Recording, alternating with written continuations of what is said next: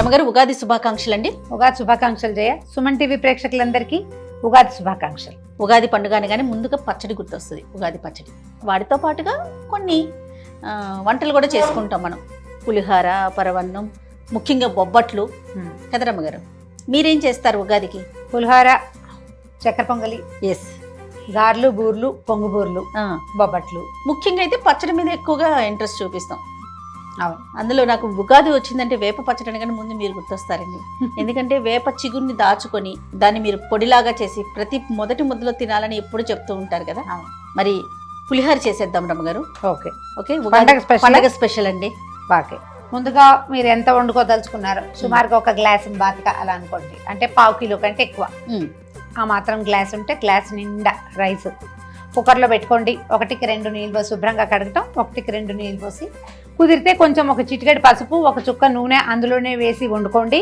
లేదా ఒట్టిగా అన్నం వండేసుకోండి. కొంచెం పాత బియ్యం అయితే మరి కాసి నీళ్ళు ఎక్కువ పోయండి, లేకపోతే అన్నం మరీ మెతుకులుగా పుల్లల్లాగా ఉంటుంది. పులిహోరకి మరీ మెతుకులుగాను ఉండకూడదు, అందుకని శుద్ధగా ఉండకూడదు. ఏం చేద్దామంటే ఒక చిన్న గ్లాస్, ఒక గ్లాస్ నీళ్లు మరగబెట్టుకుని చింతపండు నానబెట్టుకుందాం. చింతపండుని చన్నీళ్ళల్లో నానబెట్టి రసం తీస్తే వేస్టేజ్ ఎక్కువ ఉంటుంది. అందుకని ఏం చేయాలంటే మొదట మనం బియ్యం కడుగుతుండగానే నీళ్లు మరగబెట్టుకోవాలి. బియ్యం కుక్కర్ పెట్టే లోపల, మనం అన్నం ఉడికే లోపల ఈ నీళ్లు మరిగిన నీళ్ళల్లో చింతపండు వేసేయండి. వేసి మూత పెడితే ఒక 10 నిమిషాలకి బాగా ఊరిపోతుంది, బాగా నానుతుంది కదా, క్షణాల్లో రసం వచ్చేస్తుంది. ఓకే రమ్మగారు, పొయ్యి ముందు మీరే నుంచుంటే ఎప్పుడు స్టవ్ మీరే వంట చేస్తున్నట్టు నేను అటు నుంచుంటాను రమ్మగారు. మీకు అట్లీస్ట్ అసిస్టెంట్ కన్నా వాడండి ప్లీజ్. ఈ మరిగిన నీళ్ళల్లో చింతపండు వేసి దీనికి మూత పెట్టండి. ఓకే, బియ్యానికి ఈ లోపల అన్నం వండేసుకుందాం. అన్నాన్ని మనం ఏం చేద్దామో చూద్దాం. తప్పకుండా. ఓకే, పక్కన పెట్టు. రైస్ ఒక పెద్ద పళ్ళెంలో కానీ ఏదైనా వెడల్పాటుగా ఉన్న పాత్రలో వేసుకోండి. ఈ వేడిగా ఉండగానే మనం ఏం చేయొచ్చు, ఒక స్పూన్ పసుపు దీని మీద.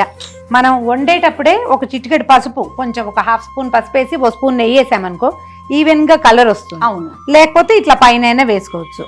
ఉప్పు కాక్కర్లేదు. ముందు కరివేపాకు. మనం ఇంట్లో ఏ పదార్థం చేసినా రమ్మగారు కాస్త స్వచ్ఛంగా హెల్దీనెస్ అనేది మనం బాగా కోరుకుంటున్నాం. ఏదైనా ప్యూరిటీ మీద ఎక్కువ కేర్ చూపిస్తున్నాం కదా. మంచి పసుపు వాడుకోవాలి, అలాగే మంచి బియ్యం, దాంతోపాటు మంచి నూనె కూడా చాలా అవసరం. మంచి నూనె అంటేనే ఫ్రీడమ్ ఆయిల్. ఫ్రీడమ్ ఆయిల్లో లీటర్ నూనె కొంటే అందులో ఖచ్చితంగా లీటర్ ఆయిల్ ఉంటుంది. అదే చాలా కంపెనీ నూనె ప్యాకెట్లలో లీటర్కి కొన్నా అందులో లీటర్ ఆయిల్ ఉండదు. అందుకే క్వాలిటీతో పాటు క్వాంటిటీ కూడా ఖచ్చితంగా ఇచ్చేది ఫ్రీడమ్ ఆయిల్ మాత్రమే. ఫ్రీడమ్ అంటేనే నమ్మకం. మనకి బొజ్జలోకి వెళ్ళేది ప్రధానంగా ఉప్పు, కారం, పసుపు, దాంతో పాటుగా నూనె లేని మన వంటలు అసలు ఊహించుకోలేము. అవును కదా, మీరంటే నెయ్యి ఊహించుకోలేరేమో, మేమైతే నూనె కూడా. ఈ నూనె విషయంలో కూడా చాలా కేర్ తీసుకోవాలండి. చాలు. ప్యూరిటీకి, స్వచ్ఛతకి మారు పేరు మన ఫ్రీడమ్ పల్లి నూనె. పల్లి నూనె వేసుకుంటే చాలా బాగుంటుందని చెప్పారు రమ్మగారు పులిహార కోసం, అందుకని పల్లి నూనె తెప్పించానండి. మీరు పప్పు నూనె, నువ్వుల నూనె కూడా వాడుకోవచ్చు. పల్లి నూనె కూడా బాగుంటుంది, రుచికరంగా ఉంటుంది.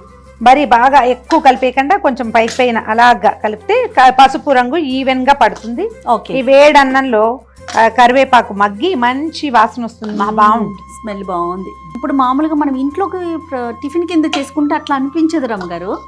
ఎందుకు పర్వదినాలప్పుడు, పండుగలప్పుడు ప్రసాదం అనగానే అదొక ఫీల్, అంత చక్కగా ఉండాలి, ప్యూర్గా ఉండాలి, అట్లా అనుకుంటా ఉంటాం కదా. కొంతమంది ఉప్పు కూడా వేసుకుంటారు జయ, వాళ్ళ చాయిస్. నేనైతే అన్నం మీద ఉప్పు వేయను, అలా అలవాటు లేదు. మరి ఇలాగే ఇదే అలవాటు. అన్నం కూడా చక్కగా ఉంది, బాగా పలుగ్గా ఉంది, సరిపడా అంటే పులిహోరకి కావాల్సినట్టుగా ఉంది. కలిపేసాం కదా, మూకుడు ఒకటి పెడితే మనం తాలింపు వేసుకుందాము. రమ్మగారు ఏం తిరగమూత వేసేస్తారా? ఫస్ట్ వేసేసి తిరగమాత వేసి దీంట్లో పోసేద్దాం. చింతపండు ఉడకబెట్టి ఒకటే మూకుడులో చేస్తున్నాం మనం. ఇందులో 36 పదార్థాలు చేసుకోకండి. ఒక పాత్రతో చేయటం ప్రాక్టీస్ చేయండి అమ్మా ఎవరైనా, అప్పుడు సామాన్లు తక్కువ అవుతాయి, టైం వేస్ట్ అవ్వకుండా ఉంటుంది. నూనె వేయి, మనకి తాలింపుకి సరిపడా చేయ 1-2 స్పూన్లు సుమారుగా మన కొలత. చాలా, ఇంకొంచెం పైన కొంచెం చాలు. ఎందుకంటే మనం అన్నంలో వేసాం కదా, మనకి తాలింపు వేగడానికి సరిపడానే నూనె. ఓకే, నూనె కొంచెం వేడెక్కనిచ్చి చేయ. మామూలుగా అందరూ మెంతులు వేసుకోరు, మెంతులు వేస్తే చింతపండు పులిహారకి రుచి పెరుగుతుంది. ఓహో రమ్మగారు, ఒక పెద్ద స్పూను మెంతులు వేగనే చూడు. ఆవాలు చిటపట్లాడుతూ ఉండగానే మనం 2 స్పూన్ల పల్లీలు, తర్వాత ఒక పెద్ద స్పూను శనగపప్పు, ఒక పెద్ద స్పూను మినప్పప్పు, ఒక 5-6 ఎండుమిరపకాయలు కూడా వేసేయండి.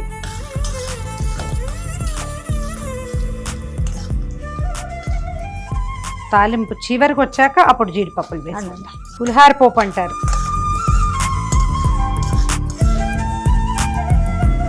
వేపు ముదురుతూ ఉండగానే జీడిపప్పులు వేసేసుకుందాం. ఇంగు వేసుకుందాము. తర్వాత ఇదిగో పచ్చిమిర్చి తాలింపు తీసి పోసేద్దాం. అలాగే కొద్దిగా అలా అన్నం మూసి పెడితే ఒక 2 minutes ఆ వాసన అన్నాన్ని పడుతుంది. తర్వాత కలిపేసుకోవచ్చు. సో ఇప్పుడు ఏం చేద్దామంటే చింతపండు నానబెట్టి పెట్టాం కదా, దాన్ని ఉడికించుకుందాం. చింతపండు ఇందాక మనం నానబెట్టాం కదా, సుమారుగా ఒక హాఫ్ కేజీ అనుకో జయ, అంటే పెద్ద గ్లాస్ ఉన్నారా రైస్కి ఒక 50 గ్రాముల నుంచి 70 గ్రాముల దాకా చింతపండు పడుతుంది. మా లెక్క అయితే ఒక గ్లాస్కి ఒక నిమ్మకాయ ఎంత చింతపండు నానబెట్టి చింతపండు పులుసు తీసాం కదా. ఓకే అండి, సరిపోతుంది. దీంట్లో కొద్దిగా పసుపు వేద్దాము. తర్వాత సరిపడా ఉప్పు వేసేసి దీన్ని కొంచెం నూనెలోనే మగ్గనిద్దాం. మనం ఇప్పుడు ఏం చేయొచ్చు అంటే, మనం తాలింపులో పచ్చిమిర్చి ఎండుమిర్చి ఉన్నాయా అవి ఏరి ఇందులో వేసేసి, ఓకే అప్పుడు ఏమవుతుంది, వాటిలో ఉన్న కారం ఏమో ఇందులోకి దిగుతుంది, చింతపండులో ఉన్న పులుపు ఏమో పచ్చిమిర్చిలోకి వస్తుంది. తినడానికి బాగుంటాయి. రుచికి సరిపడా సుమారుగా ఇంత దానికైతే ఓ 2 స్పూన్ల ఉప్పు పడుతుంది. రాళ్ళ ఉప్పు వేసుకునే అలవాటు ఉంటే కొంచెం జ్యూస్ వేసుకోండి. నూనెలో చింతపండును ఒక 8 నిమిషాల పాటు సన్న మంట మీద ఉడకనివ్వండి, లేకపోతే అడుగంటిపోయి మాడిపోతుంది. చిక్కగా తీసుకుంటే మనకి సులువుగా అయిపోతుంది. మనం ఒక రవ్వ పలచగానే తీసాం. దీంట్లో ఒక చిన్న అంత బెల్లం ముక్క వేస్తే బాగుంటుంది. ఇదిగో ఇంత తీయగా అవ్వదు, చింతపండులో ఉన్న వెర్రి పులుపు కొంచెం తగ్గుతుంది అంతే. దీన్ని ఉడకపట్టనిద్దాం. దగ్గర పడాక అందులో కలిపి అందరం కూడా మామిడికాయ పులిహోర చేసుకుంటాం. మామిడికాయ తురిమేసి పులిహోర చేసేసుకుంటాం. ఇదిగో చూడు ఆయిల్ వచ్చేసింది కదా, కనిపిస్తుంది కదా, చాలు. ఇంత మాత్రం నూనె వస్తే సరిపోతుంది. రైస్ కలిపి పెట్టుకున్నాం కదా, తాలింపు వేసిన దాంట్లో ఇది కూడా పోసేస్తాం. మీకు ఉప్పు ఇంకా కొంచెం పడుతుంది అలా అనుమానం ఉంటే కనుక కొంచెం ఇంత రసము పక్కన ఉంచుకోండి. దీన్ని కలపద్దు, దీన్ని ఏం చేయొద్దు. ఈ ముగ్గురు పక్కన పెట్టేసేయండి. ఒకసారి మొత్తం కలిపేద్దాము. ఇప్పుడు మనం దేవుడికి నివేదన పెట్టేశాక, ప్రసాదం కూడా కాస్త మనం స్వీకరించాక, ప్లేట్లలో వడ్డించుకునేటప్పుడు ఇందులో ఉప్పు తక్కువైంది అని మీకు అనిపించింది అనుకో, అప్పుడు ఏం చేయాలి, కొంచెం దాచిపెట్టాం కదా, ఇందులో వేసుకుని ఉప్పు దాన్ని ఇందులో కలుపుకోండి. ఈ పైన ఉప్పు వేస్తే మాత్రం అస్సలు కలవదు, బాగుండదు.